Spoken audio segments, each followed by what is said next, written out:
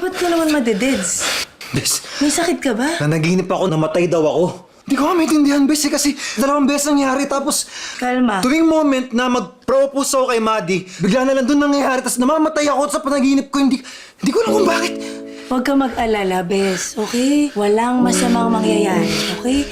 Panaginip lang yun, ha? Panaginip lang. Oo. Kalma, Bes.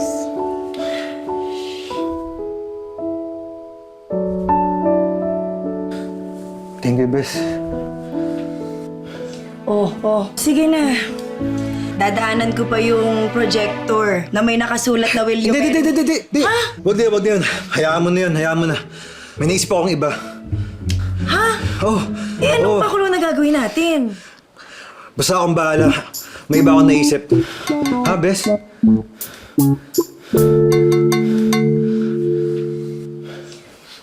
Babe, on the way ka na ba? Oo nga, diba? Sinabi ko na sa'yo, I'll be there in 15 minutes. Kailangan. Ha? What do you mean? Hey!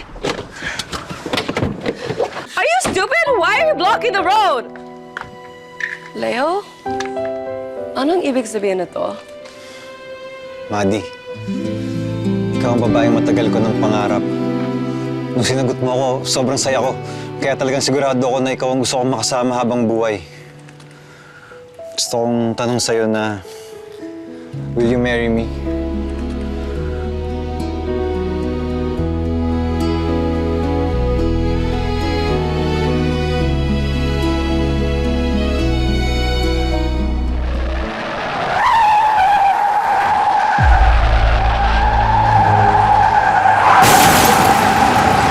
Leo!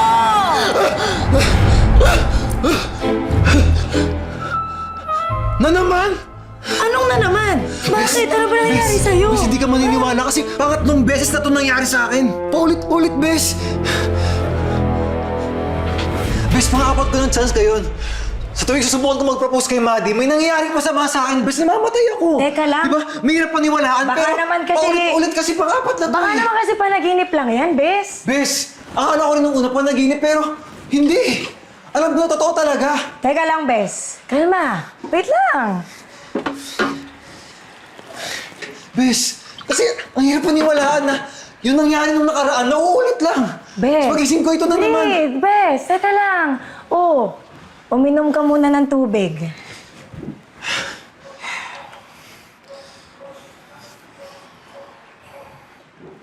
Okay. Ganito, Bes. Panaginip man yan o hindi, hindi kaya masamang pangitain na yan na huwag ka na mag-propose kay Maddie? Masamang senyales na yan. O baka di talaga kayo meant to be. Bakit ka ba ganyan magsalita pagdating kay Maddie? Parang laging ayaw na ayaw mo sa kanya para sa akin. Bes, hindi naman sa ganun. Kala mo di ko napapansin?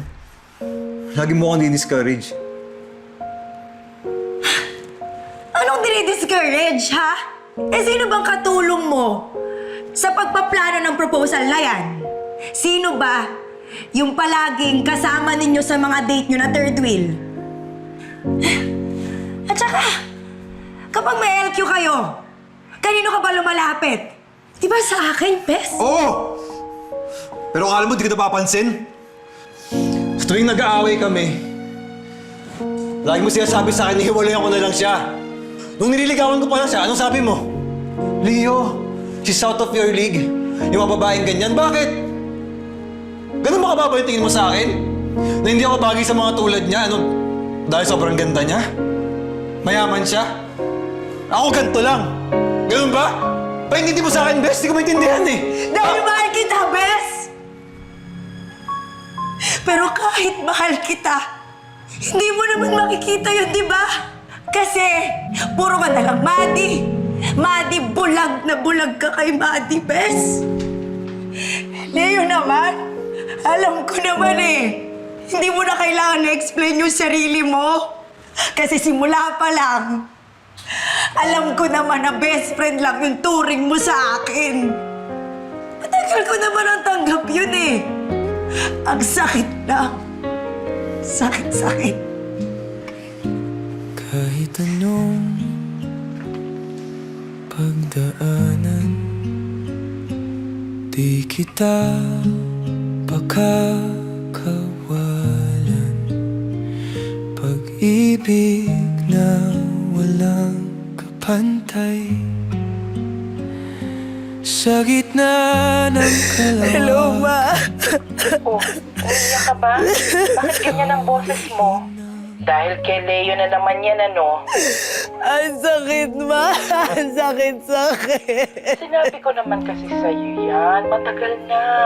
Huwag ka nang umasa dyan sa best friend mo. Ma, hindi naman ako umaasa. Gusto ko lang na tulungan siya sa huling pagkakataon.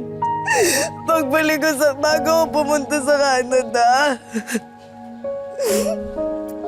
Nagkaroon lang kami ng konting pagtatalo kanina, Ma. Ay, ganun talaga. Mahirap ang one-sided love. Pero nandyan ka na rin lang naman. Sige na, lubusin mo na. Tulungan mo na siya. At least, sa ganyan man lang na paraan, mapaparamdam mo sa kanya na mahal mo siya. Okay ba? Di mo ko inasahan.